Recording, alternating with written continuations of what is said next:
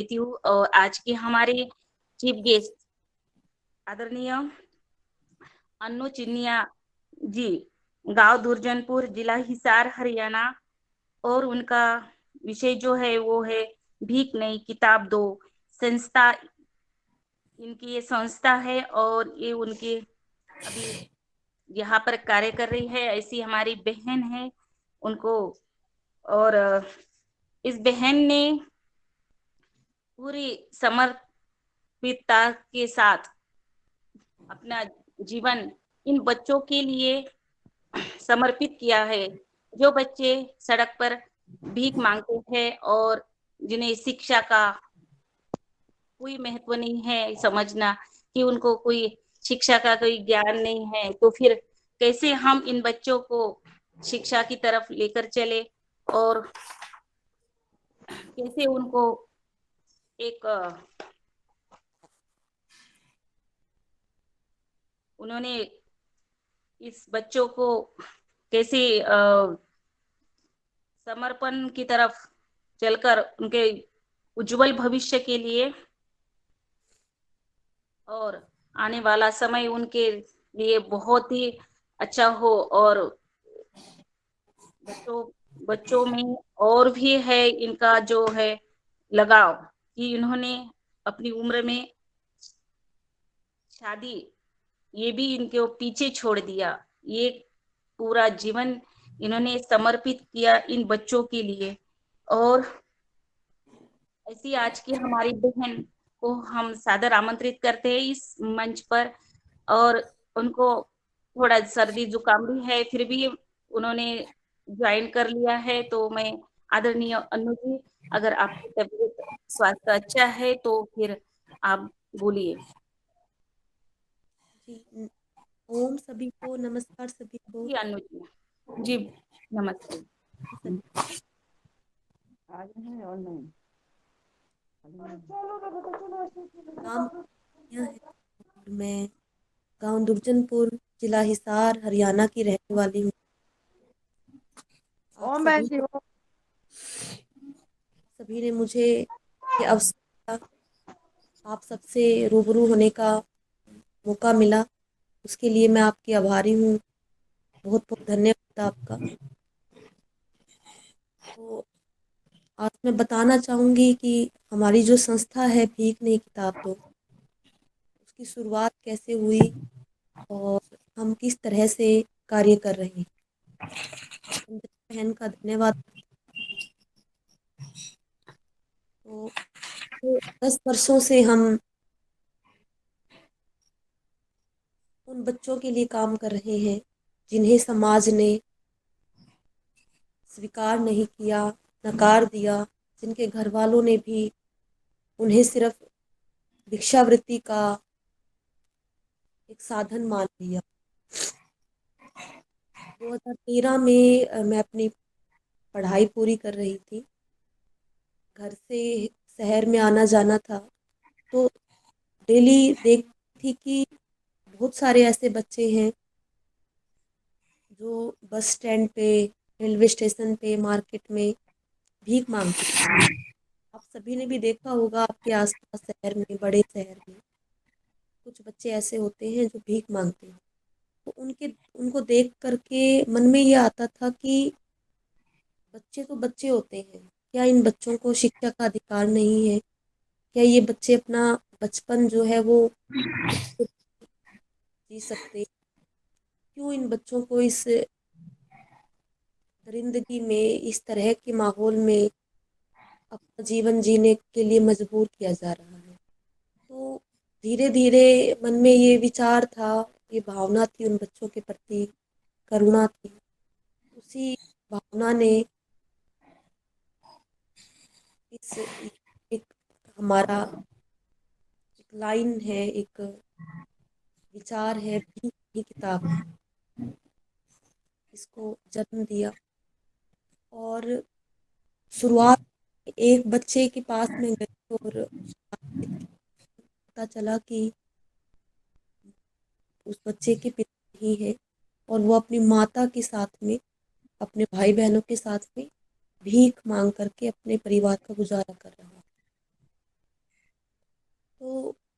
बहुत समझाया उस बच्चे को कि ये इसी से जीवन चलेगा नहीं, और तुम्हारा जो आत्मसम्मान है वो धीरे धीरे खत्म हो जाएगा, और बड़े होकर इस समाज को बुराइयां ही दोगे, कोई अच्छाई नहीं दे पाओगे, कुछ अच्छा नहीं कर पाओगे। तो सारी बातें हुई, उनके घर आना जाना हुआ, कि माँ से बात हुई, और धीरे धीरे बच्चे के समझ में आया कि मुझे पढ़ना है। और उसके बाद बच्चे का स्कूल में दाखिला करवाया, उसकी माँ को समझाया कि अपने बच्चे को पढ़ाए, कि एक बहन भाई थे, और कुछ बच्चों का स्कूल में दाखिला करवाया। माँ ने सहयोग किया, स्कूल वालों ने सहयोग किया। तो इस तरीके से इस अभियान की शुरुआत हुई, इसको हमने नाम दिया भीख नहीं किताब दो, जिसमें हमने एक बच्चे से शुरू करके आज 700 बच्चे ऐसे हैं हिसार में, जो हमारी संस्था के प्रयासों से भिक्षावृत्ति, मजदूरी, कूड़ा बीनना छोड़ के स्कूल जा रहे हैं, शिक्षा ग्रहण कर रहे हैं। तो उसके बाद जब एक बच्चे का दाखिला स्कूल में करवाया गया, तो मुझे, मैं पढ़ रही थी, साथ में जॉब भी कर रही थी, तो मुझे लगा कि एक छोटे से प्रयास से जब एक बच्चा स्कूल जा सकता है, तो ऐसे सैकड़ों बच्चे हैं, हजारों बच्चे हैं जो भीख मांग रहे हैं। तो क्यों ना उनको भी मोटिवेट किया जाए, उनके परिवार से मिला जाए, उनको भी समाज की मुख्य धारा में लाया जाए। तो धीरे धीरे जो शहर के अन्य क्षेत्र थे, उन जगहों पर जाके उन बच्चों को प्रेरित करती थी शिक्षा के लिए। एक हिसार में बहुत बड़ा स्लम एरिया है, जो कि बस्ती है सूर्यनगर पार्क के पास में। तो वहाँ जाके देखा, तो वहाँ 200 के लगभग ऐसे बच्चे थे, 200 बच्चे ऐसे जो कभी स्कूल गए ही नहीं, जिनको स्कूल के बारे में पता ही नहीं, और उनके परिवार वाले चाहते थे कि वो बच्चे जैसे रूटीन में कूड़ा बीनते हैं, मजदूरी करते हैं, भीख मांगते हैं, वही करते रहे, जिससे उनका गुजारा चलता रहे। उनमें से बहुत ज़्यादातर बच्चों के जो पिता थे वो नशा करते थे, वो अपने बच्चों से भिक्षा मंगवा के और अपना जो है नशा करते थे। तो काफ़ी देख के मन को बड़ा दुख हुआ कि जिस उम्र में बच्चे का खेलने कूदने का समय है, जो उसको शिक्षा ग्रहण करने का समय है, उस बच्चे पे परिवार की सारी जिम्मेदारियां डाल दी गई हैं, और उसको भीख मांगने के लिए मजबूर किया जा रहा है। और बच्चों को भी आपने देखा होगा कि इस तरीके से घर वाले ट्रेन करते हैं कि वो पीछे ही पड़ जाते हैं भीख मांगने के लिए। उनको कुछ ना कुछ 5 रुपया 10 रुपया दे के ही पीछा छुड़वाना पड़ता है, इस तरीके से उनको ट्रेनिंग दी जाती है। तो उन सबके माँ बाप से मिली, उस झुग्गियों में टाइम लगाया, कम से कम 1 डेढ़ महीना लगातार मैं वहाँ पे गई। तब जाके एक दो बच्चों के माँ बाप ने स्वीकार किया कि ठीक है भाई, ये तो रोज़ ही आ जाती है, तो बच्चों को इसके पास भेज देते हैं पढ़ाने के लिए। तो उन्होंने मुझे कहा कि हम बच्चों को जब भेजेंगे, तब ये जब 200 400 रुपये रोज़ कमा के लेके आते हैं, वो तुम हमें दो, हम बच्चों को पढ़ने के लिए भेज देंगे। तो उनको और ज़्यादा मोटिवेशन की ज़रूरत थी, और ज़्यादा उनको समझाने की ज़रूरत थी। मैं उनके पास समय अपना उनके साथ बिताती थी, बैठती थी, बातें करती थी। तो धीरे धीरे उनकी समझ में आया कि बच्चों के लिए शिक्षा का कितना महत्व है, कितना ज़रूरी है बच्चों के लिए शिक्षा। तो वहीं पे हमने जो है झुग्गियों में ही एक पेड़ के नीचे 2 3 बच्चों को लेके क्लास शुरू की, झुग्गी झोपड़ी में। वहाँ पे शुरू में 3 बच्चे आए, फिर धीरे धीरे 10 बच्चे हुए, 20 हुए, 70 हुए, 80 हुए। ऐसे करते करते 100 से भी ऊपर बच्चे क्लास में आना शुरू हुए। वहाँ 2 से 3 महीने हमने क्लास शुरू की, पढ़ाया उन बच्चों को। और वहाँ जो रेलवे फाटक था, तो वहाँ आने जाने वाले जो लोग थे वो देखते थे कि यहाँ क्लास चल रही है, बच्चों को पढ़ाया जा रहा है, तो धीरे धीरे लोग जुड़ने लगे। और उसी दौरान जो हमारी संस्था के अभी सदस्य हैं, सचिव हैं, सुरेश पुनिया जी, वो भी साथ में जुड़े और उन्होंने बच्चों के लिए स्टेशनरी, डेली रिफ्रेशमेंट और नए कपड़े और अन्य वस्तुएं उपलब्ध करवाई। और हमने वहाँ पे जो झुग्गियों में पढ़ाते थे बच्चों के माँ बाप की सामूहिक करके उनको उनकी काउंसलिंग की, उनको मोटिवेट किया कि आप अपने बच्चों को स्कूल भेजें, स्कूल में पढ़ाएं। तो कुछ बच्चों के माता पिता ने बात को समझा, स्वीकार किया और माना कि ठीक है, हम बच्चों को स्कूल भेजने के लिए तैयार हैं, लेकिन जो खर्चा कौन देगा पढ़ाई का। तो हमने स्कूल में बात की। जो गवर्नमेंट स्कूल है वहाँ पे बच्चों की कोई फीस नहीं लगती, बल्कि बच्चों को अनुदान भी मिलता है स्कूल से। तो वहाँ कुछ बच्चों के हमने दाखिले करवाए। उससे हमें काफ़ी आत्मविश्वास आया कि हमारे थोड़े से प्रयासों से कुछ बच्चे स्कूल जाने लगे। उसके बाद धीरे धीरे पता लगा कि हिसार में तो बहुत सारी जगहों पे झुग्गी बस्ती है। 1000 से भी ज़्यादा बच्चे ऐसे हैं जो शिक्षा से वंचित हैं। धीरे धीरे धीरे धीरे करके सभी जगहों पे हम लोगों ने जाके जागरूकता अभियान चलाए, मोटिवेशन कैंप लगाए, लोगों को जोड़ा, साथ में इनवाइट किया झुग्गी वाले लोगों को के साथ समय बिताने के लिए, उनको मोटिवेट करने के लिए। तो धीरे धीरे ये अभियान पूरे शहर में फैल गया और शहर का एक सफाई कर्मचारी से लेकर और डीसी, आईजी, एसपी, जो बहुत बड़े बड़े ऑफिसर थे, वो भी साथ में जुड़े इस अभियान से। और एक बड़े स्तर पर हमने भीख नहीं किताब दो अभियान को चलाया और शहर के जितनी भी झुग्गी बस्ती थी, जितने भी बच्चे थे, हर एक बच्चे तक हम पहुँचे। बच्चे को, बच्चे के माँ बाप को शिक्षा के महत्व के बारे में बताया, उनको साथ में जोड़ा। तो धीरे धीरे करके हमने हिसार की 17 जगह पर जो झुग्गी बस्ती थी वहाँ पर सभी जगह पहुंचकर बच्चों की क्लास शुरू की, उनको मोटिवेट करना शुरू किया, उनको भिक्षावृत्ति छुड़वाना शुरू किया। साथ में लोगों को मार्केट में जाके हमने ये जागरूक किया कि भीख देना कोई पुण्य कमाना नहीं होता, बल्कि एक बच्चे को रोज भीख मांगने के लिए प्रेरित करना होता है।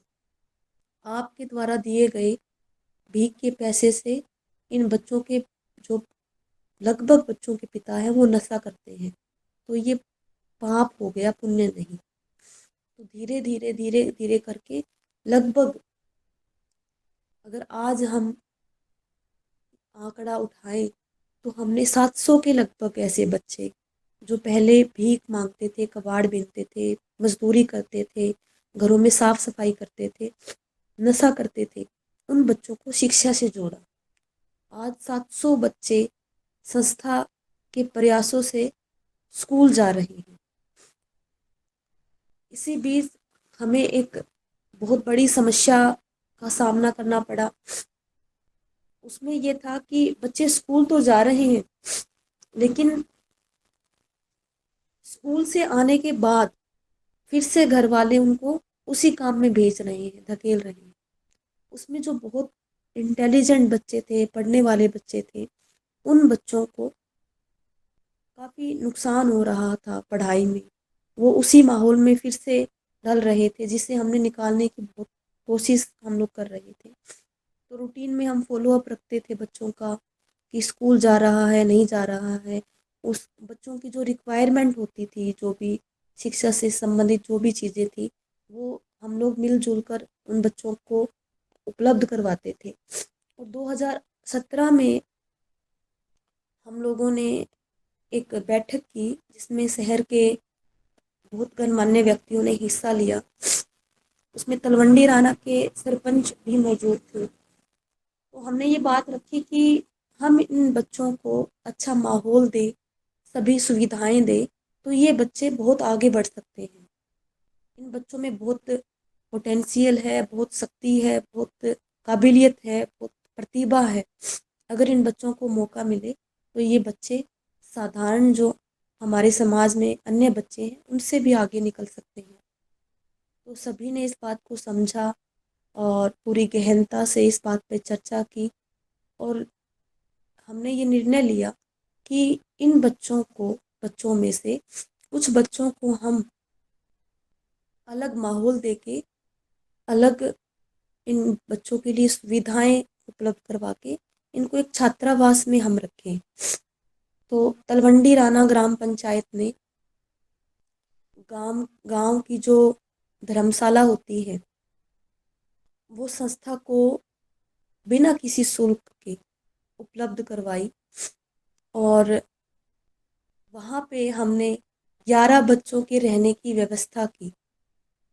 2018 मार्च में ही, और सौभाग्यवश आज ही के दिन, आज पूरे 5 वर्ष हो जाएंगे छात्रावास को। आपका 2023 को हमारे छात्रावास को बने हुए 5 वर्ष हो जाएंगे। तो हमने शुरुआत की 11 बच्चों को लेकर के। इन बच्चों का रहना, खाना पीना सब कुछ छात्रावास में ही हमने शुरू किया। बच्चों के घर वालों को बुलाया, उनसे बातचीत की, उनको मोटिवेट किया कि आप इन बच्चों को और अच्छी शिक्षा और अच्छा बनाना चाहते हो और अच्छी कामयाबी दिलाना चाहते हो तो थोड़ा सा समय हमें दीजिए। कुछ समय के लिए इन बच्चों को छात्रावास में रखें ताकि ये बच्चे और अच्छी शिक्षा ग्रहण कर सकें, खेलों में आगे बढ़ सकें, और अन्य जो गतिविधियां हैं समाज के मुख्य धारा में अहम रूप से जुड़ सके।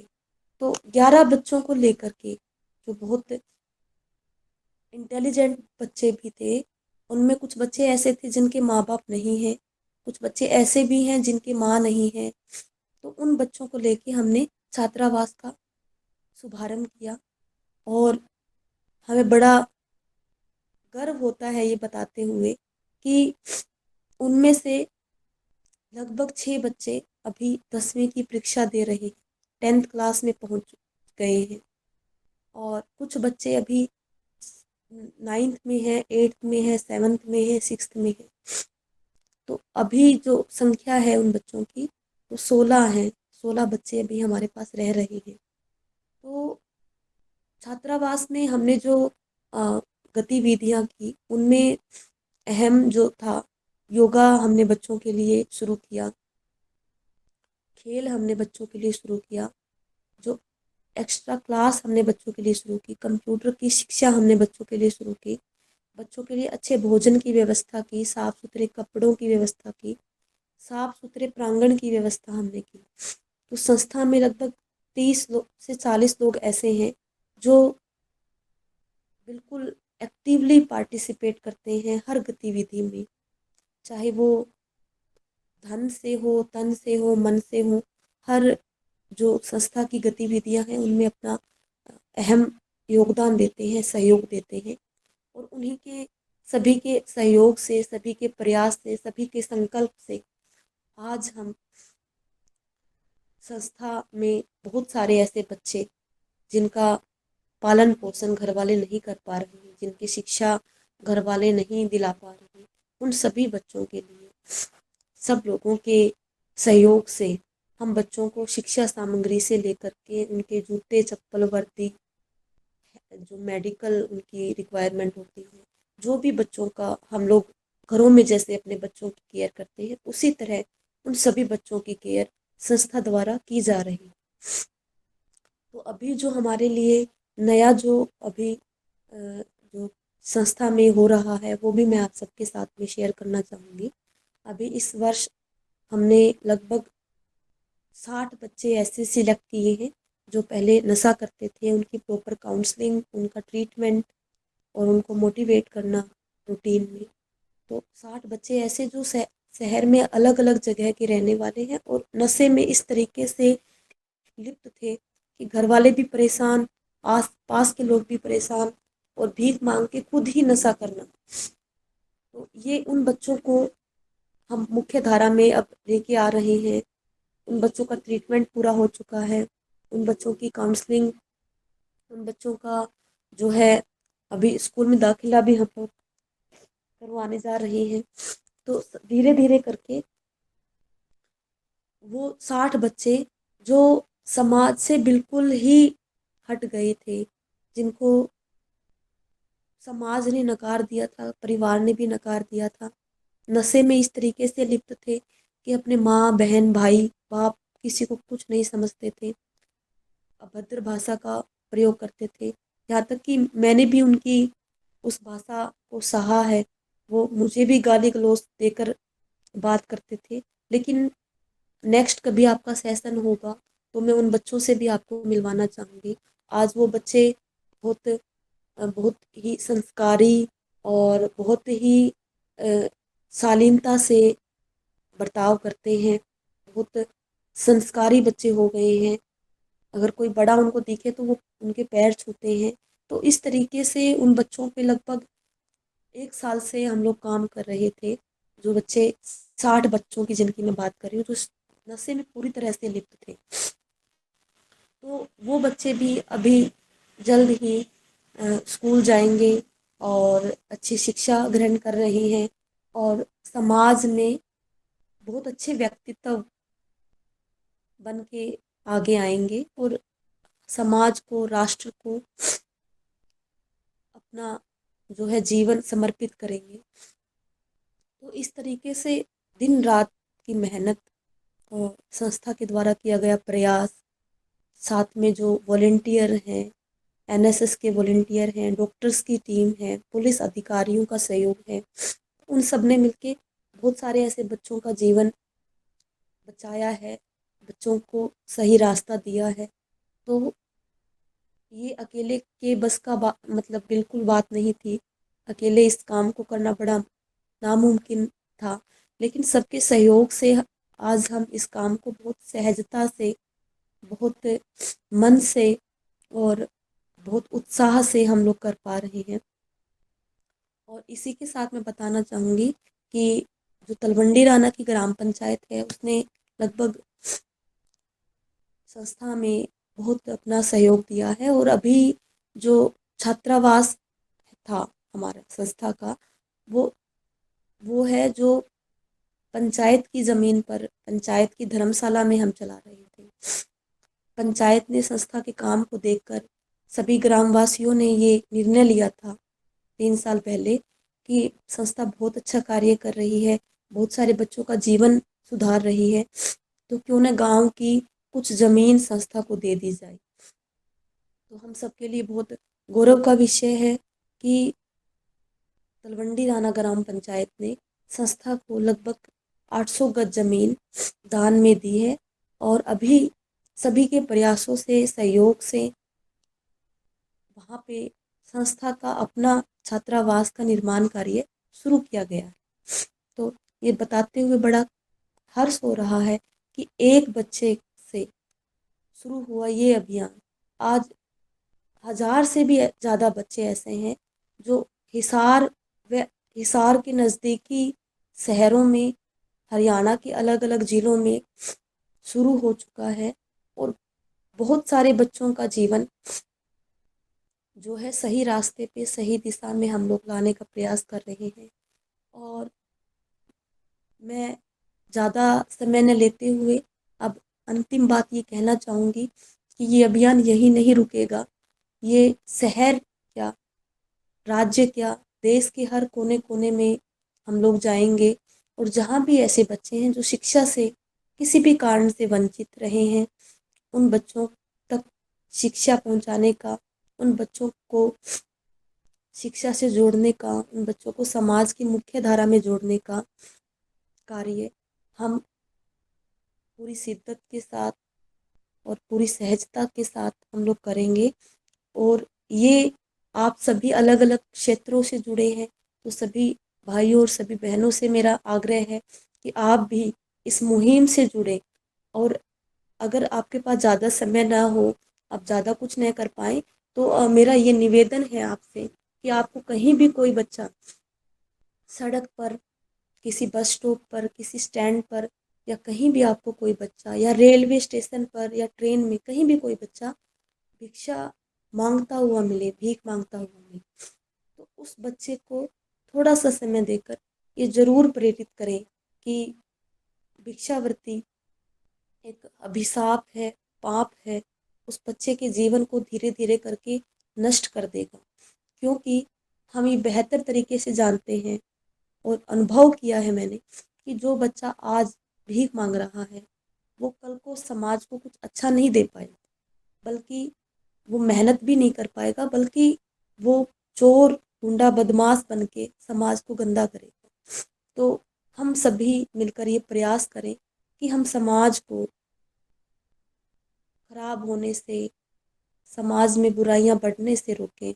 और अगर हम जीवन में एक भी ऐसे बच्चे को मुख्य धारा में ला पाए जो आज भीख मांग रहा है, शिक्षा ग्रहण नहीं कर पा रहा, तो ये हमारे लिए बड़े बड़े गौरव का बात होगी, बड़े गर्व की बात होगी कि एक बच्चे का जीवन हमने अपने प्रयासों से बदला है।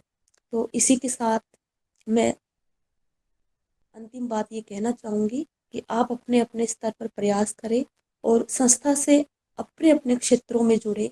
अगर आप यहाँ हरियाणा के रहने वाले हैं, हिसार के आसपास के रहने वाले हैं, तो एक बार मेरा निवेदन है, आग्रह है मेरा कि एक बार छात्रावास का भ्रमण जरूर करें, विजिट जरूर करें एक बार। आपको देखने के बाद ज़्यादा बेहतर तरीके से समझ आएगा कि संस्था कैसे कार्य कर रही है, क्या काम कर रही है। तो सभी ने मुझे यहाँ आने का, अपनी बात को रखने का, संस्था के बारे में बताने का ये सौभाग्य दिया। आप सभी की आभारी हूँ। बहुत बहुत धन्यवाद, आपका आभार। और मेरी तरफ से आप सभी को प्रणाम, जो आप इतना अच्छा कार्य आप कर रहे हैं, योग को इतना बढ़ावा दे रहे हैं, और राष्ट्र में जो है अच्छे व्यक्तित्व का निर्माण आप लोग कर रहे हैं। तो आप सभी का बहुत बहुत धन्यवाद और आभार व्यक्त करती हूँ। धन्यवाद। जी बहुत बहुत धन्यवाद दीदी आपका।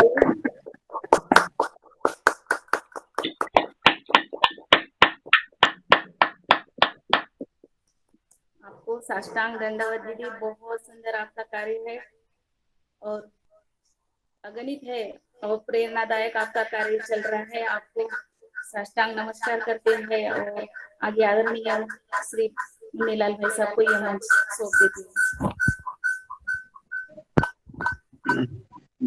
आदरणीय अन्नू मियाँ जी बहन जी को प्रणाम करते हैं सदन की ओर से। और आपको सुन करके जो लगा, आपने इतना बड़ा काम किया है, जो संसार का सबसे बड़ी सेवा है, सबसे बड़ा धर्म है, सबसे बड़ा कर्म है, जो आपने कर दिखाया। और सदन में आज ये वहर कार्यक्रम में अपना मार्गदर्शन दिया और हम सबको प्रेरणा दी गई। आपने 700 बच्चों का जीवन संभाला है। आपने ऐसे बच्चों को जो नशा में लिप्त थे, भिक्षा मांग रहे थे, और वो 700 बच्चे का जीवन वो गलत दिशा में जाकर के कितना बड़ा अपराध करेंगे, कितना बड़ा करते, और आज उनको अपराध की दुनिया से, भिक्षा की दुनिया से ला करके, नशा की दुनिया से ला करके आज आपने जो है उन्हें सही रास्ते पर दिखा कर दिया है। इससे बड़ा और पुण्य संसार में कोई। सवाल है कि आपका काम, एक काम जो आपने किया है, आपके मन में ऐसी क्यों प्रेरणा आई? ये तो काम सरकार का होता है, प्रशासन का होता है। हमारी जिम्मेवारी तो हमारे बच्चों की है। अगर हमारा बच्चा, हमारे जो बच्चे हैं, पर्सनल बच्चे हैं, हम तो उनकी ही चिंता करते हैं। हम तो हमारा जितना भी संसाधन है, जितना हमारे पास धन है, दौलत है, या हम जो कमा रहे हैं, वो अपने बच्चों को कमा रहे हैं। हमें संसार के बच्चों से कोई लेना देना नहीं है।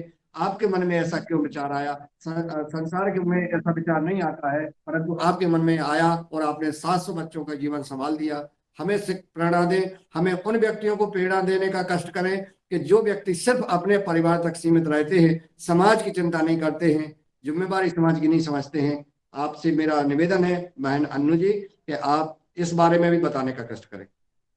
जी भाई जी, मैं कहना चाहूँगी कि बच्चे तो बच्चे होते हैं, अपने क्या पराए क्या।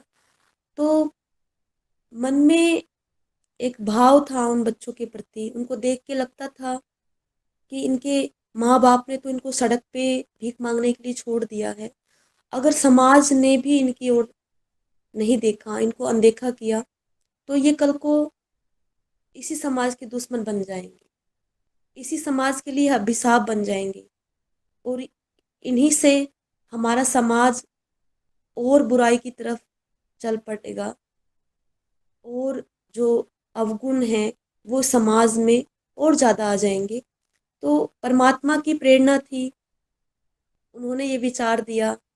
हम तुच्छ मनुष्य कहाँ ऐसे कार्य हम कर पाते हैं, तो मैं तो उन्हीं को अपना प्रेरणा स्रोत मानती हूँ कि परमात्मा ने ये विचार दिया, उन्होंने ये प्रेरणा दी। और अब जो है ये जिम्मेदारी लगती है अपनी कि परमात्मा का की दी हुई प्रेरणा है, तो पूरी निष्ठा के साथ, पूरे भाव के साथ, पूरे प्रेम के साथ इन बच्चों के लिए, समाज के लिए हमें आगे बढ़ना होगा। और मैं ये कहना चाहूँगी, आपकी आवाज़ नहीं आ रही है भाई साहब। जी बहन जी। हाँ जी, मैं ये कहना चाहूँगी कि ये जो कार्य है, ये जो काम है, ये अकेले किसी के बस का नहीं है, अकेला व्यक्ति कोई नहीं कर सकता। समाज के हर एक उस व्यक्ति की जिम्मेदारी बनती है समाज के प्रति, जो अपना अपने आप को समाज का हिस्सा मानते हैं, अपने आप को राष्ट्र का हिस्सा मानते हैं।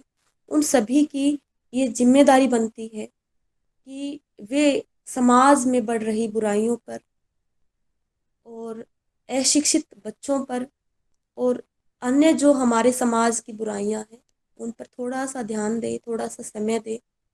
और अगर हर एक व्यक्ति अपनी जिम्मेदारी पूरी तरह से निभाए, तो एक समय ऐसा आएगा जब हमारा समाज बहुत साफ सुथरा और बहुत सहज हमें दिखेगा, कोई बुराई हमारे समाज में नहीं होगी। तो ये हम सबका कर्तव्य है, हमारी जिम्मेवारी है।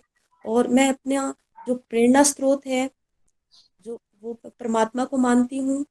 और अभी जो मैंने पिछले 7 वर्ष से मैंने संन्यास की दीक्षा ली है, कबीर पंथ से मैंने दीक्षा ली है।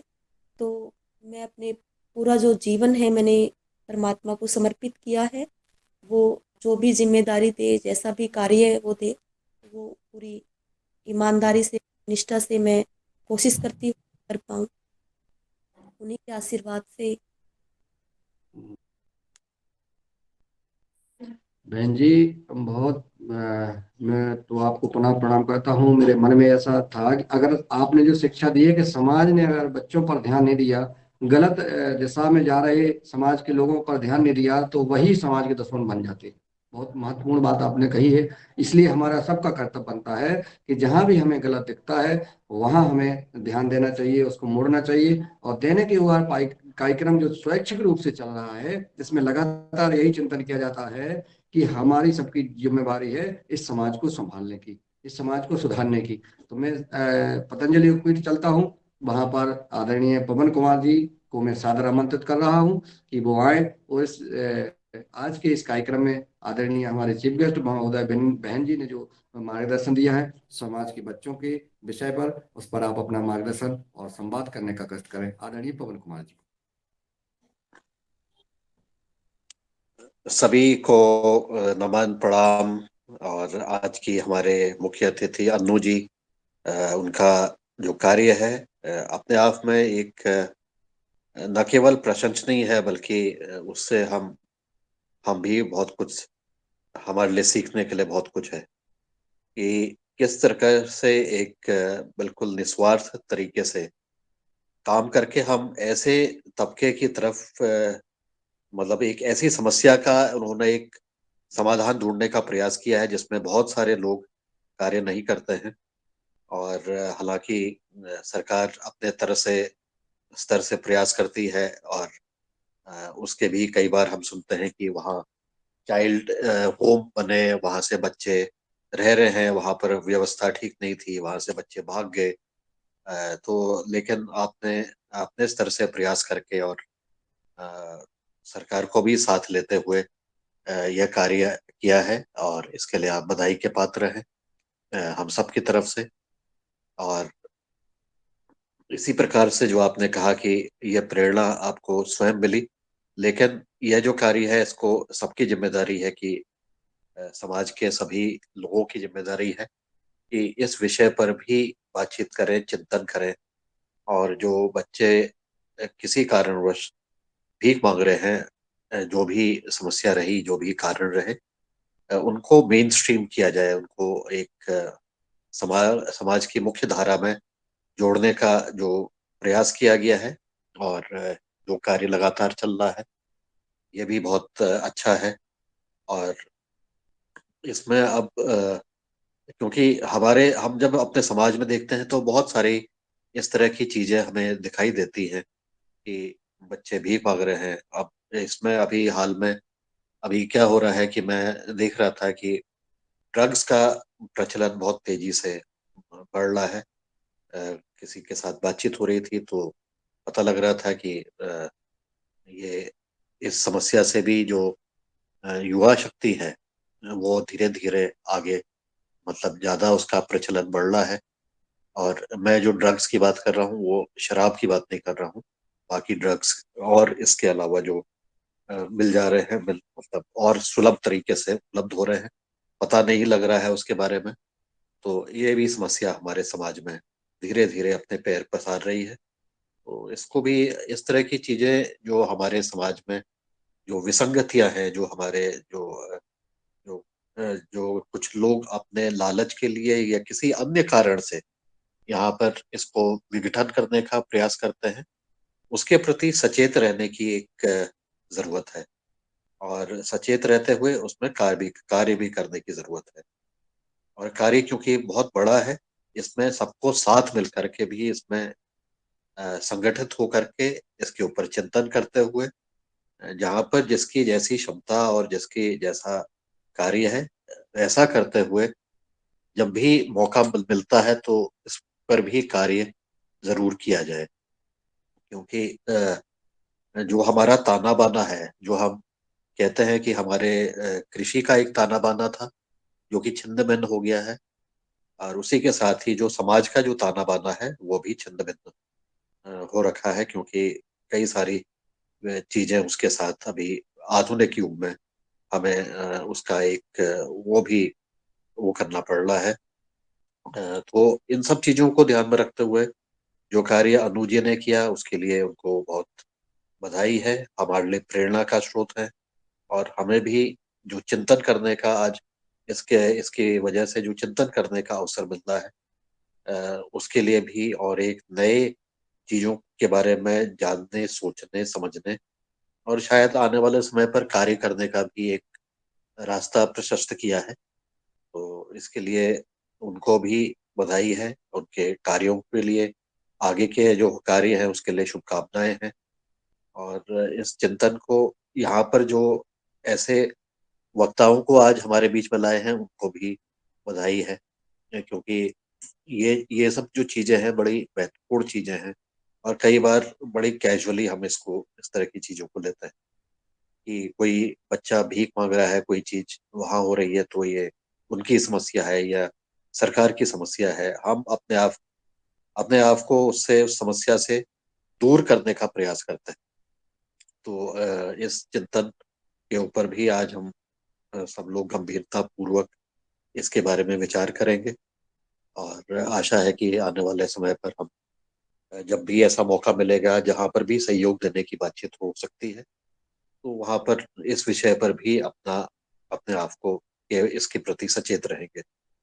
और इसी प्रकार से आज की हमारी योग शिक्षिका, उन्होंने भी बहुत अच्छी तरह से आज योग कराया, उनको भी बधाई है। और तो कहते हुए आज इस योगाहार की यात्रा हमारी निरंतर चलती जा रही है। आप सभी को बहुत बहुत शुभकामनाएं। नमस्कार, धन्यवाद, प्रणाम। बहुत बहुत साधुवाद आदरणीय पवन कुमार सर जी। और जैसा आपने कहा है कि हम सबकी जिम्मेवारी है, और मैं तो अनु बहन जी से चाहूँगा कि जब वो उन बच्चों से रूबरू हों तो एक बार जरूर उन बच्चों को सदन में लाएं और उनसे उनका अनुभव सुने उन बच्चों का। तो हमें इस समाज को प्रेरणा मिलेगी, क्योंकि ये कार्यक्रम ये योगहार कार्यक्रम रिकॉर्ड होता है, यूट्यूब पर रहता है, तो अन्य बच्चों को भी सुनाया जा सकता है, अन्य समाज के लोगों को सुनाया जाए, ताकि हाँ सबके बीच में यह प्रेरणा आए कि हम सबको इन ऐसे बच्चों पर ध्यान देना चाहिए, ताकि हमारे समाज में जो असामाजिक तत्व के रूप में बच्चे आ जाते हैं, कहीं चोरी करने लगते हैं, कहीं अपराध करने लगते हैं, इस दुनिया से बच्चों को बचाया जाए। ये इससे बड़ा और क्या हो सकता है समाज को। और सदन में हमारे उपस्थित भाई बहन इस बारे में हमारे चीफ गेस्ट महोदय से सदन से संवाद कर सकते हैं कि किसी के मन में इस प्रकार की कोई प्रेरणा हो, किसी के कोई सुझाव हो, अनुभव हो, तो सादर आमंत्रित हैं। अपना हैंड रेज कर सकते हैं, अनम्यूट कर सकते हैं। आदरणीय दिनेश जी सेमवाल जी, आपको सादर आमंत्रित करते हैं।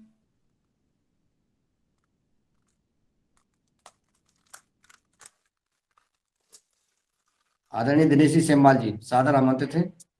अभी आपकी आवाज नहीं आ रही है। ओमकार सर का है हैंड्रिस है जी। जब तक दिनेश जी का आता है तो आदरणीय ओमकार नाथ जी। जी जी, बहुत बहुत धन्यवाद। सबसे पहले अनुभवन को नमस्कार, सत सत प्रणाम करना चाहता हूँ कि उन्होंने अपनी भावना को एक क्रिएटिव रूप दिया है। भावना तो बहुत लोग के मन में होता है कि कुछ समाज के लिए करें, लेकिन उन्होंने एक अंजाम तक ले पहुँचाया है। और एक सबसे बड़ा जो समाज में समस्या है हमारे, ऐसे बच्चे जिनके माता पिता छोड़ देते हैं, लवारिस हो जाते हैं, और वो बच्चे फिर आगे चल करके फिर वही समाज में विघटन पैदा करते हैं और गलत काम करते हैं। तो एक बहुत बड़ा जिम्मेवारी लेते हुए आपने ये काम करके दिखाया है, और मेरा तो ये शुभकामना रहेगा कि आपका ये कार्य विस्तार ले, और जैसा कि आपकी योजना है कि आगे भी करने का योजना है आपका, आप करेंगे तो ये अन्य राज्यों तक ले भी योजना पहुंचे, ताकि ऐसे जो भी वंचित बच्चे हैं उनको एक सही दिशा मिल सके और एक समाज की मुख्य धारा में शामिल हो। तो मैं ये कहना चाहता हूँ कि जब भी मैं पलामू झारखंड से हूँ, आपकी योजना जब भी विस्तार लेगा और योजना बनेगी, राज्यों तक ले पहुंचेगी, तो मैं यहाँ से जरूर आपको सहयोग करने की कोशिश करूंगा। इसमें मेरा भी योगदान रहेगा। बस आपको बहुत बहुत धन्यवाद अनुभान जी। जी, बहुत बहुत धन्यवाद भाई जी, धन्यवाद आपका।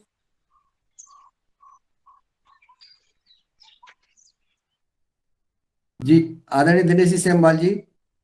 जी आदरणीय सर, मेरी आवाज वहां तक पहुंच रही है? जी पहुंच रही है। जी बहुत बहुत धन्यवाद। और मुझे लगता है जो आज के बहुत आवश्यक बातों आवश्यक चीज है और बड़ी घटना है, उनमें से एक कार्य आदरणीय आज की अतिथि अनु दीदी जी कर रही हैं। वास्तव में अगर हम पूरे भारत की बात करें तो ये स्थिति हर जगह हमको देखने को मिलेगी। और जैसे ओंकार नाथ जी ने कहा है, हर प्रदेश में अगर हम आप अपने आसपास देखेंगे, और मुझे तो अभी खुद पे थोड़ा गिलानी भी हुई कि मेरे आसपास भी ऐसी बातें, ऐसे बच्चे बहुत हैं, लेकिन मैंने कभी उस दिशा में कदम नहीं बढ़ाए। लेकिन आदरणीय आज के हमारे मुख्य जो अतिथि हैं, उन्होंने बहुत बड़ी प्रेरणा दी है। और मुझे याद आता है, आदरणीय हमारे मुन्नीलाल जी भाई साहब तो मध्य प्रदेश से हैं, और मध्य प्रदेश की धरती से ही बाल कवि बैरागी हुए हैं, और बाल कवि बैरागी मंदसौर जिले से हैं। मुझे उनसे मिलने का सौभाग्य प्राप्त हुआ, और उनका उनका एक इंटरव्यू मैंने लिया था बहुत समय पहले। उन्होंने मुझे बताया था कि वो भी उनको भी भिक्षावृत्ति करनी पड़ी। मजबूरी अवश्य होती है परिवारों की, परिवारजनों की, लेकिन दूसरी बात मुझे ये भी याद आती है, और मैंने ये देखा भी है और ये समझा भी है कि बहुत सारे लोग एक कार्य में लगे हुए हैं कि बच्चों को पकड़ना, बच्चों को चुराना और उनको भिक्षावृत्ति में लगा देना, उनको उनके अंग भंग कर देना, और उनसे पैसे मंगवाना, उगलवाना और फिर इकट्ठे कर देना। तो बाल कवि बैरागी जी ने कहा, बताया अपने जीवन के बारे में, वो और उनकी माँ भिक्षावृत्ति के लिए मजबूर थे, और हर दिन जाते थे, कुछ पैसा मिलता था उससे गुजारा करते थे। और लगभग 14 वर्ष की उम्र के बाद वो इस स्कूल में गए। वो व्यक्ति, वो बाल कवि बैरागी बाद में मध्य प्रदेश सरकार में शिक्षा मंत्री तक बने और उसके बाद संसद में वो लोकसभा सदस्य भी रहे। लेकिन जब उनको ये प्रेरणा मिली कि मुझे अब शिक्षा की तरफ जाना है, भिक्षावृत्ति से निवृत्ति पाना है, मुक्ति पाने है, तो मैं ये कहना चाहता हूँ कि ये दीदी जी हमारी इतने बड़े कार्य में लगी हुई हैं कि जो नौनिहालों को, बच्चों को के जीवन को सुधार करके भारत का वास्तविक नागरिक, उज्जवल नागरिक बनाने की दिशा में आपके कदम हैं। और मैं 2 मिनट और समय लेना चाहता हूँ क्योंकि मैंने बाल कवि बैरागी जी की बात करी है। उनकी कविताएं बच्चों को देख करके और एक प्रेरणा स्वरूप, और ये समर्पित है अन्नू दीदी जी से। हम बाद में आपसे फोन पे बात भी करेंगे क्योंकि हिसार में हमारे मित्र भी हैं और आसपास के क्षेत्रों में भी। और मित्र से ज्यादा ये है कि हमारे आसपास भी ये विडंबनाएं हैं, ये समस्याएं हैं, ये बीमारी है। तो हम इससे वास्तव में हमें प्रेरणा मिली है। और बाल कवि बैरागी कहते हैं ये अनु दीदी जी के लिए और आदरणीय सदस्यों के लिए समर्पित पंक्तियां हैं कि आज मैंने सूर्य से बस जरा सा यूं कहा, आपके साम्राज्य में इतना अंधेरा क्यों रहा, तम तमा कर वो दहाड़ा, मैं अकेला क्या करूं, तुम निकम्मों के लिए मैं ही भला कब तक मरूं, आकाश की आराधना के चक्करों में मत पड़ो, संग्राम ये घनघोर है, कुछ तुम लड़ो कुछ मैं लड़ूं। तो दीदी आपने ये अपनी हिस्से की जो लड़ाई लड़ी है, ये भारत के हिस्से की लड़ाई है, ये मानवता के हिस्से की लड़ाई है। आप हमें प्रेरणा दे रही हैं और आप योगाहार में जुड़ी हैं। आप जुड़ते रहिएगा, हम आपसे संपर्क भी करेंगे, वार्तालाप भी करेंगे। बहुत बहुत प्रणाम, धन्यवाद। धन्यवाद आदरणीय दिनेश जी, बहुत सुंदर। और आपने जो अपना विचार रहा कविता के माध्यम से, और आपने बताया कि ऐसे बच्चे जो भीख मांगते थे वो शिक्षा मंत्री और विभिन्न पदों पर पहुंच जाते हैं, इतना संभालने का काम किया है। आदरणीय आदरणीय रंजना बहन जी सादर आमंत्रित हैं, अपना जी विचार रख सकते हैं जी। जी आदरणीय भाई साहब, और जैसा कि अनु बहन ने अपनी स्टोरी बताई बच्चों के बारे में, तो मैं अनु जी को एक सवाल पूछना चाहती थी कि अनु जी, आपके मन में ये ऐसे विचार कैसे आ गए कि हम यही कार्य अपनाएंगे? कि आपका कुछ घटनाएं है जीवन की पहले बच्चों के साथ? जी रंजना जी, जी पहले जी बोलिए अनु जी। जी जी मैं जब शिक्षा अपनी ग्रहण कर रही थी तो उस दौरान ऐसे बच्चों को देखती थी, लेकिन समझ नहीं पा रही थी कि इन बच्चों के लिए क्या किया जाना चाहिए। अगर इन बच्चों को आज पैसे देंगे तो ये कल फिर से वहीं खड़े होंगे, अगर अन्य भी कोई वस्तु देंगे तो फिर से उनको वही उम्मीद वहाँ खड़ा रहने के लिए मजबूर करेगी, प्रेरित करेगी। तो ऐसा नहीं है कि कोई ऐसी स्पेशल कोई घटना घटित नहीं हुई, बस प्रेरणा थी मन में, एक उन बच्चों के प्रति करुणा थी कि ये भी बच्चे हैं और इन्हें अपना बचपन, अपना जीवन, अपनी शिक्षा, इन सबको बेहतर तरीके से जीने का अधिकार है। तो ये मन में भावना थी और बस एक दृढ़ निश्चय मन में किया कि इन बच्चों को यहाँ से, इस दिशा से मोड़कर वापस समाज की मुख्य धारा में लेके आना है।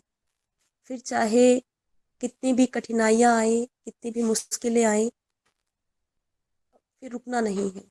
तो ये जो एक मन में एक संकल्प था, दृढ़ निश्चय था, यही है जिसे आज वो बच्चे अपना जो भविष्य का निर्माण कर रहे हैं।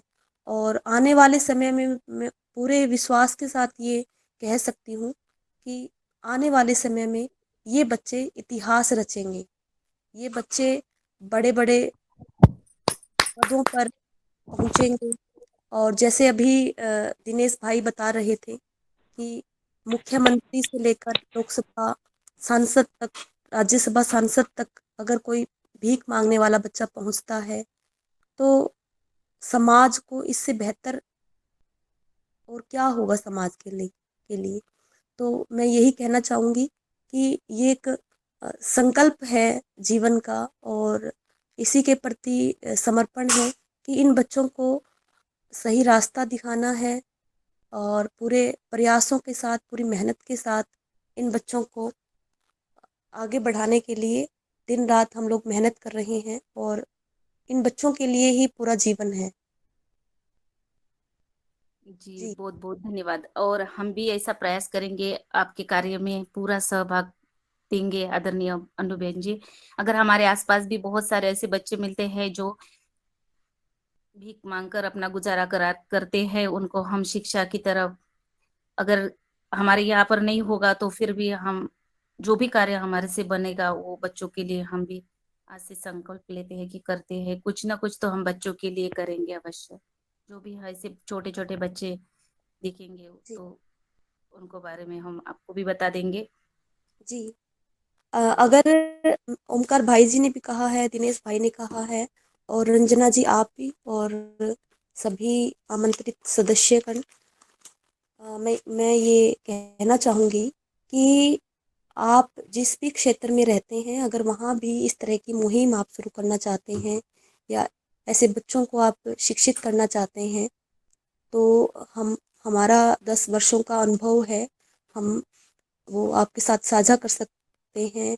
अगर आप वहाँ पे अगर हम लोगों का आने का भी होगा, तो एक बार आप फ़ोन पे बात भी कर सकते हैं। तो इस तरीके से इस मुहिम को हर उस बच्चे तक हम लोग लेके जा सकते हैं जो किसी भी कारण से शिक्षा से वंचित है। जी जी, अवश्य बहन। और अवश्य हम बताएंगे। और अगर आपका यहाँ पर आना होगा, चाहे महाराष्ट्र में भी, तो भी हम आपको बुलाएंगे।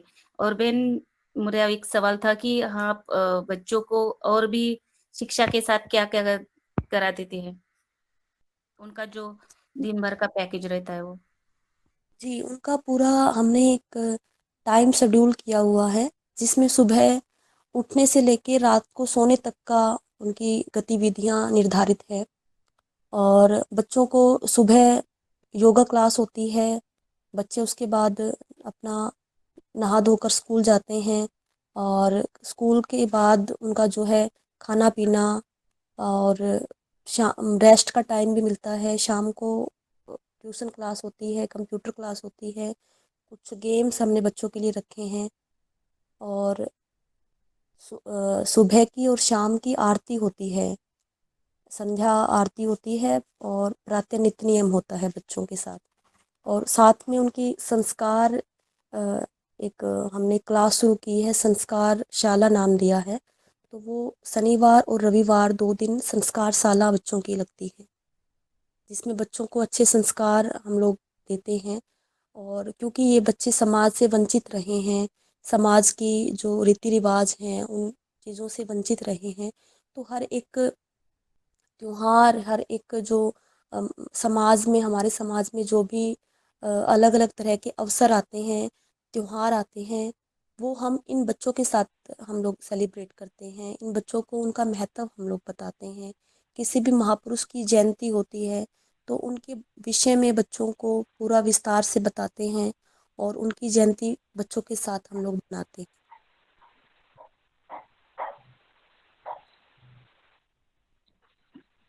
जी, आदरणीय रमेश चंद्र मेहरा जी सादर आमंत्रित हैं, आप अपना सुझाव दें। जी ओम, सदन को प्रणाम, नमन। आज की योग कक्षा बहुत अच्छी रही, और हमारे आज की मुख्य अतिथि महोदया ने जो हमें एक नई दृष्टि दी है, निश्चित रूप से हम लोग आसपास देखते ही हैं ऐसे लोग, और जो एक सामान्य जीवन जी रहे हैं, उसमें आज उन्होंने हमको और एक नई बात के लिए कि उस पर फोकस करने के लिए, उस पर ध्यान देने के लिए हम लोगों को जो हमारे मन को आकर्षित किया है। निश्चित रूप से हमारे नर्मदापुरम में एक बहन जी है, नीतू सिंह जी, वो इस तरह का काम कर रही हैं इटारसी में, और वो हमारे संपर्क में भी है।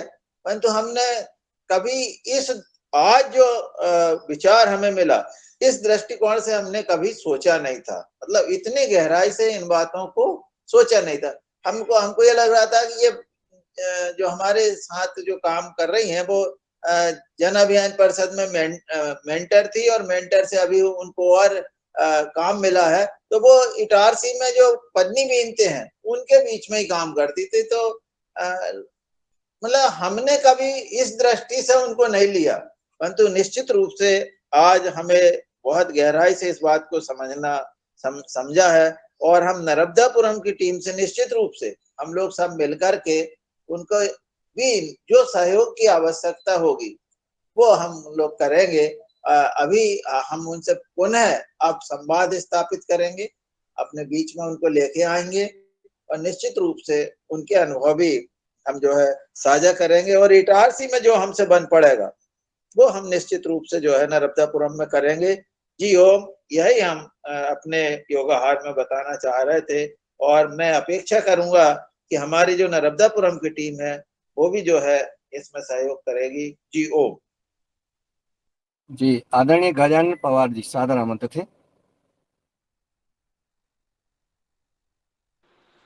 सदन को प्रणाम। अनुभव, ये आपका जो प्रयास चल रहा है ये सरकार के जानकारी में है क्या? जी जी भाई साहब। तो सरकार से इसमें सहयोग होता है पूरा, है ना? नहीं, अभी कोई सहयोग नहीं है, लेकिन उनकी जानकारी में है।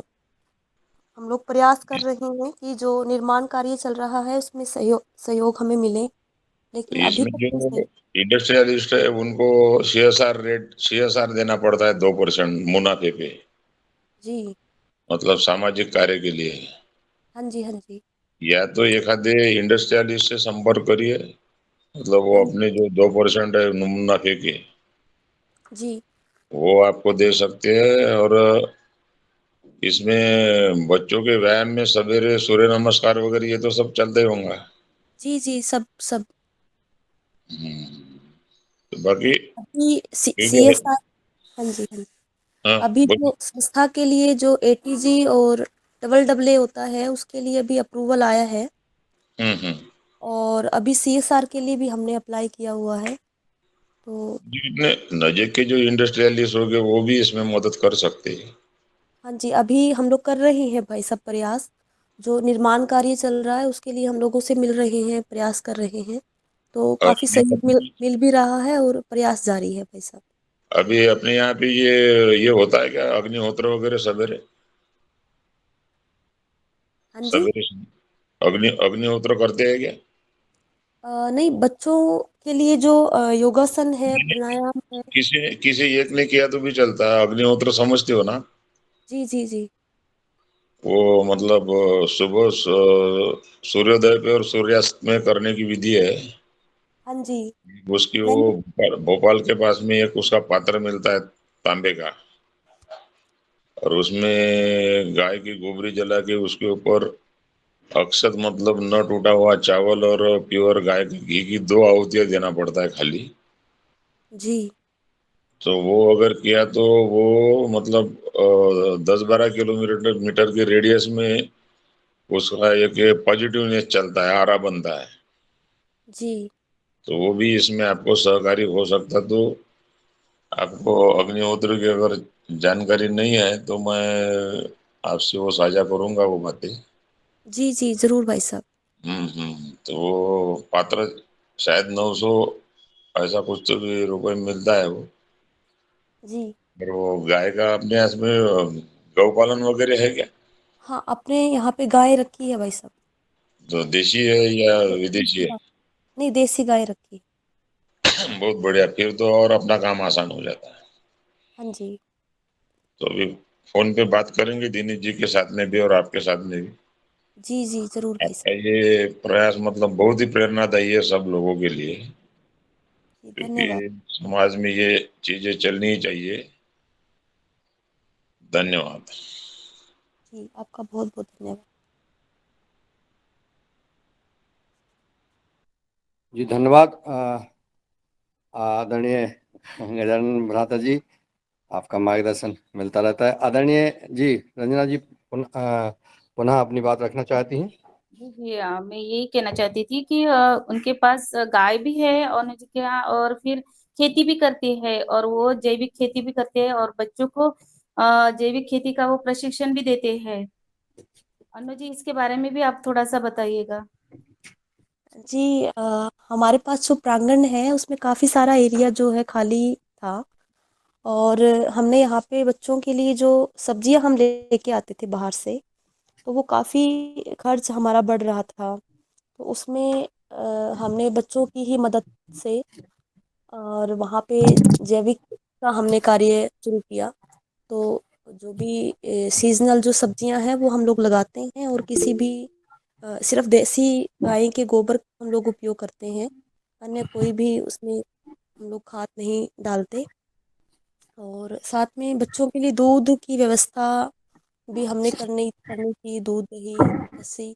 तो उसके लिए भी काफ़ी बाहर से जो हम लोग ले रहे थे उसमें काफ़ी चीज़ें थी, महंगा भी हो रहा था, और साथ में जो चीज़ एक शुद्धता होती है वो नहीं मिल पा रही थी।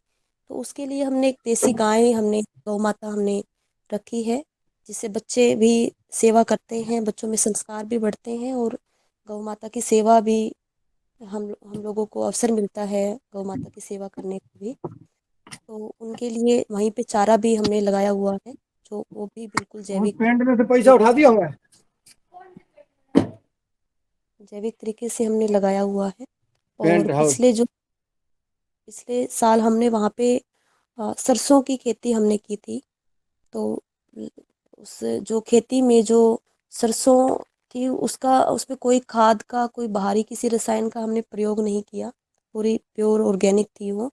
और उसके ही तेल का भी, सरसों के तेल का हम लोग 1 साल से प्रयोग कर रहे हैं।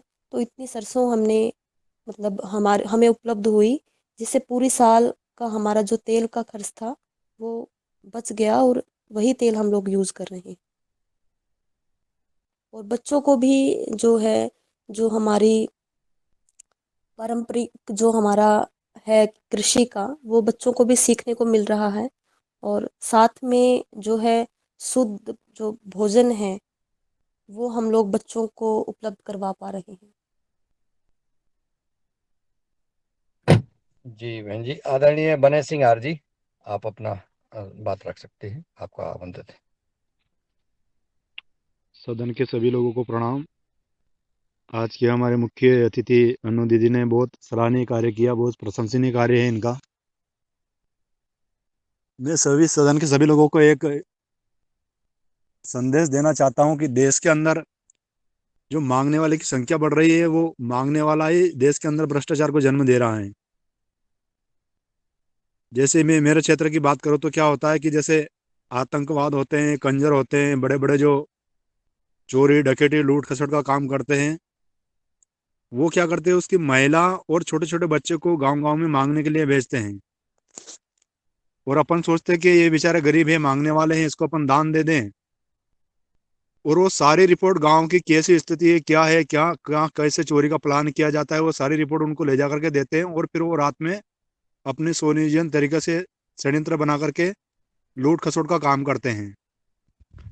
साथ में जो मांगने वाले बच्चे हैं छोटे छोटे, उनको अगर अपन देना, मांगने का जो दान अपन देते हैं वो देना ही नहीं चाहते हैं, तो इसमें भी बहुत बड़ा बदलाव आ सकता है। हम सब एक दूसरे को प्रेरित करें कि जो मांगने वाले कहाँ पे भी मिले अपन को, रेलवे स्टेशन पे मिले, चाहे बस स्टेशन पे मिले, चाहे अपने गाँव में आए, कहाँ पे भी हमको दान उसी व्यक्ति को देना चाहिए कि हाँ ये हमारे गाँव का मंदिर का पुजारी है, ये हमारे ज्योतिष के पुजारी हैं, ये इसी अपने आसपास के जो मंदिर के पुजारी हुआ करते थे, वो अगर वो उसका नियम बनता है कि वो पूजा करने के बाद में वो जो तिथियां रहती है उसके दिन मांगने को आते हैं, उसी को हम दान दे सकते हैं। वरना किसी भी जगह हम अगर दान नहीं देंगे तो इससे बहुत बड़ा बदलाव देश के अंदर आ सकता है। और देश में जो बढ़ रहा है भ्रष्टाचार, इनसे बहुत जल्द मुक्ति मिल सकती है। क्योंकि वो मांगने वाला जो बच्चा है वो उस आतंकी गिरोह को पूरी सूचना देता है, जाकर के लूट खसोट वालों को पूरी रिपोर्ट देता है, और वो लूट खसोट ले जाकर के फिर उन बच्चों को देता है, और वो बच्चा फिर दूसरे बच्चों को प्रेरित करता है। इससे हमारे क्षेत्र में कई गिरोह को पकड़ा और हमने बंद भी करवाया पुलिस में, और मांगने वाले के खिलाफ एक अभियान चला रखा हमने कि हम किसी को दान नहीं देंगे। ऐसा सभी सदन के सभी लोगों से मेरा निवेदन है था। जी ओम। धन्यवाद बनेश सिंह जी, बहुत महत्वपूर्ण बात कही है आपने। जैसा कि मैंने अपना अनुभव मैं बताना चाहता हूँ कि जो मांगने वाले होते हैं, जैसे आप कोई बच्चा मांग रहा है और वो पैसा मांगता है आपके किसी शहर के चौराहे पे, जहाँ जो है बत्ती लगी होती है, वहाँ गाड़ियाँ खड़ी होती हैं, लाइट जल जाती है, वहाँ खड़े होते हैं, वो कांच के ऊपर आते हैं बच्चे, और आप उनको 10 रुपए दे देते, 20 रुपए या 50-100 रुपए दे देते हैं। तो बच्चों को रुपए क्यों दे रहे हैं हम? क्या वो कोई यज्ञ करने वाले हैं या कोई आयोजन कर रहे हैं? क्या कर रहे हैं? वो क्यों देते हैं हम पैसे? पैसे दे करके हम खुद जो है इस व्यक्ति को बढ़ा रहे हैं। अगर हमें देना है, अगर हमारे मन में है, तो हम उनको भोजन दें, उनको भोजन कराएं, उनको कपड़े दें। एक भी रुपए नगद हमें ऐसे स्थिति में, जैसे कोई दिव्यांग बच्चा है या कोई पुरुष है, कोई विशेष स्थिति खराब है जिसकी, या कोई बीमार है, तो उसको सुविधा का लाभ दिलवाएं, ना कि उनको कभी पैसा दें। हाँ, अगर पैसे की, जैसे किसी का कोई बीमार, गंभीर बीमार है और बीमार, उसमें अगर पैसे की जरूरत है, कोई ऑपरेशन हो रहा है, तो इसमें मदद करना चाहिए। ना कि ऐसे जो है सड़क पर या कहीं गांव में या अपने मोहल्ले में कोई आ रहा है और बच्चों को या किसी अन्य भिखारी को के रूप में जो आपके सामने आ रहा है, उनको पैसे नहीं देना चाहिए। हम इसको बढ़ावा ना दें, ये हमें, और हम कभी नहीं देते हैं। हम कहीं भी कोई आता है तो उनसे पूछते हैं, भैया क्या है, आप चलिए भोजन कर लीजिए, आपको गेहूं चाहिए, आटा चाहिए, रोटी चाहिए, कपड़े चाहिए, जो भी चाहिए, लेकिन पैसे नहीं देंगे हम। तो वो भाग जाते हैं, वो नहीं लेते हैं। यानी जो वो आप गिरोह की बात कर रहे हैं कि वो इस प्रकार की चीजें नहीं लेते हैं, वो सिर्फ पैसे लेते हैं। तो पैसे अपन को नहीं देना है। अब आगे हमारी बहन प्रभा जी सादर आमंत्रित है, प्रभारी अपना महोदय जी, सुझाव देकर।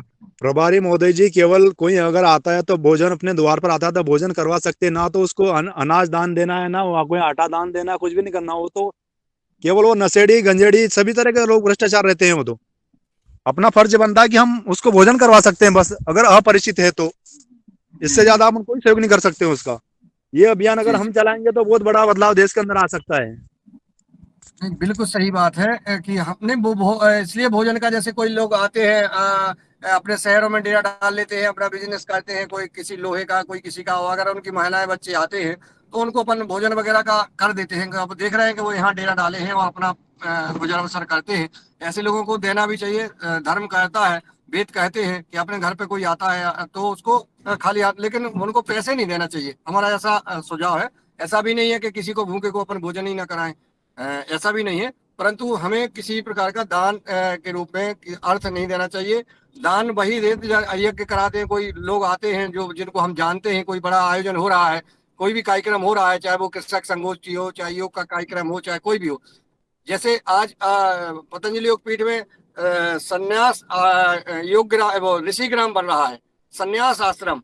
ये बहुत बड़ा कार्यक्रम हो रहा है, और मैं तो चाहता हूं कि देश में अगर इस प्रकार के कार्यक्रम हो, कि हमारा देश कैसे जो है सुधरे, तो इस प्रकार के कार्यक्रम अगर हो रहे हैं तो इनमें दान दे सकते हैं। बाकी ऐसे लोगों को दान नहीं देना चाहिए। मैं प्रभा बहन जी को सादर आमंत्रित कर रहा हूँ कि वो आए अपना मार्गदर्शन दें।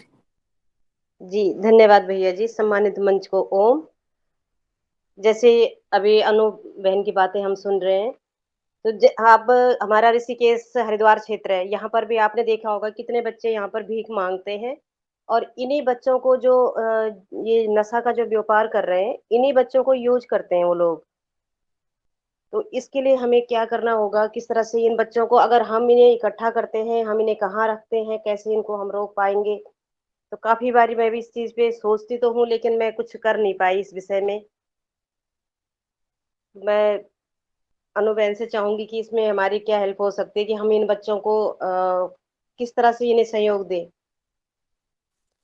जी बहन जी, मैं बताना चाहूंगी कि ऋषिकेश तो मेरा बहुत आना होता है, जी और मेरे गुरुजी का आश्रम है ऋषिकेश में, जी तो हम मिल सकते हैं वहाँ पे। और इस संदर्भ में मैं बताना चाहूंगी कि अ, हम लोग शुरुआत में जो है वो सभी बच्चों को लेकर के अगर सोचते हैं, तो हमें बहुत बड़ी टीम हमें चाहिए होती है। अगर जी हम शुरुआत कर रहे हैं तो हम एक बच्चे से 2 4 5 जितने बच्चों को हम संभाल पाएं, जितने बच्चों को हम मोटिवेट कर पाएं, तो वहां से एक बच्चे से आप शुरू कर सकते हैं। और अगर वहाँ पे नशे का ज़्यादा, अगर आप कह रहे हैं कि बच्चे भी लिप्त हैं, उनके परिवार भी और उनकी जो है गिरोह भी बने हुए हैं। तो ऐसे में हम लोग पुलिस प्रशासन का सहयोग हम लोग ले सकते हैं। जैसे कि हिसार शहर में जो शहर के जो आईजीपी हैं, उन्होंने हमारा नशे पे और भिक्षावृत्ति पे काफ़ी उन्होंने हमारा सहयोग किया है।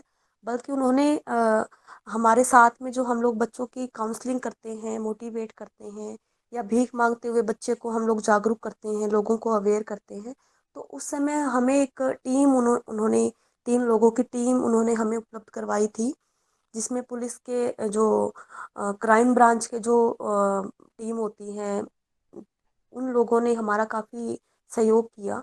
और पुलिस का ये रहता है कि उनकी एक ऑपरेशन मुस्कान के नाम से एक टीम बनी होती है, जो स्पेशल बच्चों के लिए होती है। जी तो वो टीम भी हमारी हेल्प कर सकती हैं। बच्चों के लिए अलग अलग डिपार्टमेंट हर डिस्ट्रिक्ट में बने हुए हैं, तो उनसे भी हम लोग हेल्प ले सकते हैं। लेकिन एक किसी व्यक्ति को डेडिकेट होना मतलब पड़ता है, जो सबसे बात करे, सबको सहयोग के लिए आमंत्रित करे, सबको बताए कि हम लोग क्या चाह रहे हैं, इन बच्चों के लिए हम लोग क्या क्या हम लोग कर सकते हैं। तो एक व्यक्ति एक मतलब एक व्यक्ति मतलब कर सकता है ये।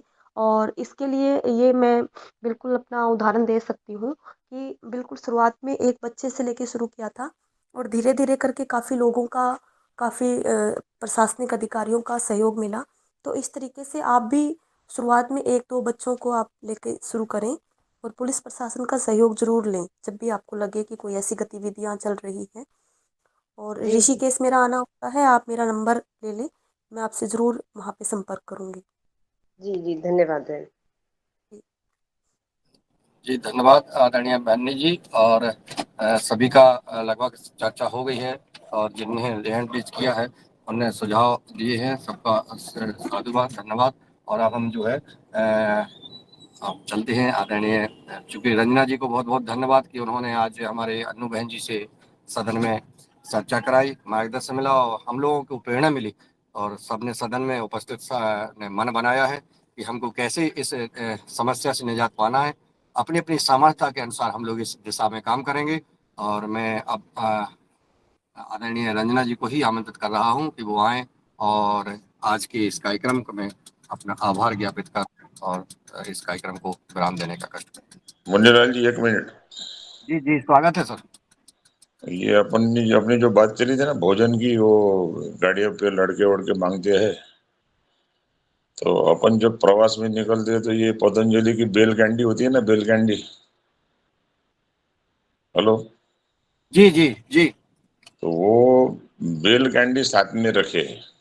जी अगर अपन भोजन तो नहीं खिला सकती, वो 2 कैंडी अगर उसको दे दिया तो उसको 2 घंटे भूख नहीं लगती पानी पीने के बाद में, जी और उसके शरीर की पोटेश की कमतरता भी पूरी हो जाती है, जी बहुत सुंदर। और उसमें वो पॉजिटिवनेस आ जाता है फिर उसमें वो कि बेल बेल में ये ताकत है। जी तो वो अपने ये 80 रुपए की आती है वो एक पाउच, रामदेव बाबा पतंजलि वाली, तो वो बहुत असरदार है। जी जी आपने सुझाव दिया, बहुत महत्वपूर्ण। आदरणीय प्रणाली मराठे जी ने हैंड रेज किया है। जी आपका हाँ, स्वागत है। मैं थोड़ी प्रवास में हूँ बम्बई, तो आज का कार्यक्रम मुझे मिला नहीं, इसलिए जरा आज की लिंक मिलेगी तो अच्छा होगा। बहन जी तो लिंक हमेशा डली रहती है, मैंने कहा है आप लोग लिख लीजिए, सदन में जो उपस्थित है वो सभी भाई बहन लिख लीजिए, जो हमारी आज की चर्चा हुई है या इसके पूर्व जो चर्चा हुई है या इसके पूर्व जो बाद में होने वाली चर्चाएं हैं ये देने के हर कार्यक्रम की, वो यूट्यूब पर रहती हैं। यूट्यूब पर PFSP पतंजलि फार्मर समृद्धि प्रोग्राम PFSP कैपिटल अक्षर में लिखेंगे आप, और PORI स्मॉल अक्षरों में लिखेंगे यूट्यूब पर, तो आपको आ जाएगा। पतंजलि समृद्धि प्रोग्राम का एक मोनो आएगा, और उसको आप सब्सक्राइब करें और देखें और अन्य भाई बहनों को भी शेयर करें।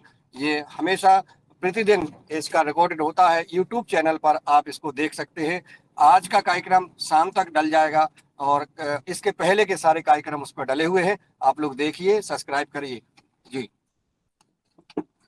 और उसको शेयर करिए, फेसबुक पर डालिए, ग्रुप में डालिए, व्हाट्सएप पर डालिए आप लोग, तो इसका अधिक से अधिक प्रचार प्रसार होगा और समाज को दिशा मिलेगी। जी आदरणीय रंजना जी। जी जी आदरणीय, धन्यवाद भाई साहब। और आगे 1 मिनट के लिए हम आदरणीय भगवान दास भैया जी को भी आमंत्रित करते हैं, अगर कोई टिप्स देना चाहते हैं तो वो सादर आमंत्रित है। आदरणीय भगवान दास भैया जी। जी आदरणीय, मेरा सभी विद्वज्जनों को ओम वंदन अभिनंदन। आज की हमारी योगाचार्य बहन जी ने बहुत अच्छा योग कराया, और आज जो हमारी चीफ गेस्ट महोदय अन्नू जी थी, वो बहुत उत्कृष्ट कार्य कर रही, जिससे हम सब लोगों को प्रेरणा मिल रही है। और आज अभी मौसम में बदलाव चल रहा, तो अभी हमारे पास सर्दी खांसी वाले रोज पेशेंट आ रहे हैं, तो बहुत लोग परेशान है खांसी से। कोई सीतोपलादी लेता है, तो कोई तिरकुट चून लेता है, ऐसा करके अपना अपना वो कर रहे। और जिसको ज्यादा समस्या हो जाती है तो उसको हम पिछली बार भी बताया था कि स्वसारी गोल्ड खिलाते हैं कैप्सूल, और ब्रोंकॉम टैबलेट चूसने के लिए दिन में 4 बार, और स्वसारी गोल्ड कैप्सूल। अगर ज्यादा खांसी सर्दी है अति, तो 2 कैप्सूल खोल के शहद के साथ ले लें, सुबह शाम 2 खुराक लेते हैं, उतने में राहत हो जाती है। 3-4 दिन में सर्दी खांसी ठीक हो जाती। तो ये ले। और स्वसारी को आता है हमारा स्वसारी काढ़ा, अगर हम चाय के साथ डाल के पी लें, चाय के साथ उबल जाता है अच्छा, और अलग से बनाने की जरूरत नहीं पड़ती। तो चाय के साथ सम्मिलित कर लें तो फिर ये सारी दवाइयां लेने की जरूरत नहीं पड़ेगी। और थोड़ा बाएं कान में रुई लगा के रखें, जिसको ज्यादा सर्दी खांसी हो रही, अभी मौसम का परिवर्तन है तो बहुत चल रहा जी। तो अगर ऐसा करते हैं तो हम स्वस्थ रहेंगे। और गिलोय को ना भूलें, गिलोय से बहुत जल्दी आराम लग रहा। मैंने 2-4 मरीजों पर किया है ट्रायल, तो उनको जल्दी आराम। गिलोय की गोली खाली पेट 2 सुबह शाम लेते हैं तो उससे जल्दी आराम लग जाता है। और स्वसारी तो लेना ही लेना है, तो ऐसा अगर लेते हैं हम तो स्वस्थ रहेंगे। और साथ में अपना च्यवनप्राश का सेवन कर लें, तो उससे भी हमारा इम्यूनिटी स्ट्रांग रहती है, बार बार सर्दी खांसी होने की समस्या नहीं होती और वीकनेस नहीं रहती। और इसी के साथ मेरा सभी को ओम वंदन अभिनंदन प्रणाम। जी बहुत बहुत धन्यवाद आदरणीय भाई साहब, आपने सर्दी खांसी के लिए टिप्स बता दिए। और जैसा कि हमारी आदरणीय आज के हमारे चीफ गेस्ट बहन अनु जी को भी सर्दी, गले में खराश और हल्का सा बुखार भी है। तो अनु जी, आपने अगर लिख लिया है तो टिप्स ये लिख लीजिए, और आप ये श्वासारी गोल्ड कैप्सूल खांसी के लिए ये सब कुछ आप ले सकते हैं, और घरगुती भी हाँ उपाय कर सकते हैं, ताकि आपका स्वास्थ्य अच्छा रहे, आपको आराम मिले। जी धन्यवाद। बिल्कुल। जी हमारे कार्यक्रम में ये सब चलता रहता है अनु जी, आप निरंतरता से जुड़ जाइए और आपको पूरा मार्गदर्शन इसमें और मिलेगा, और आपका सेवाभावी कार्य भी हमें प्रेरणा मिलेगी। तो जी चलिए हम अभी कार्यक्रम को विराम देते हैं, तो जो भी समापन की तरफ चलते हैं। आदरणीय हमारे बहन दुर्गावती बहन ने बहुत सुंदर क्लास ली, उनको मैं धन्यवाद और उनका बहुत बहुत आभार। और जैसा कि हमारी आज की मुख्य अतिथि आदरणीय बहन अनु जी, आपका स्वास्थ्य खराब होकर भी आपने हमारे इस कार्यक्रम में अपना अमूल्य समय दिया और बहुत अच्छी जानकारी दी बच्चों के बारे में। बच्चों को जातिवाद से उठकर समाज हित, राष्ट्र हित में प्रेरित करना, और उन्हें अच्छे संस्कार और शिक्षा के लिए आत्मनिर्भर बनाना, इस कार्य में आपने अपना पूरा योगदान दिया है और पूरा जीवन समर्पित किया। आपको मैं धन्यवाद बहुत बहुत और आपका बहुत बहुत आभार व्यक्त करती हूँ। और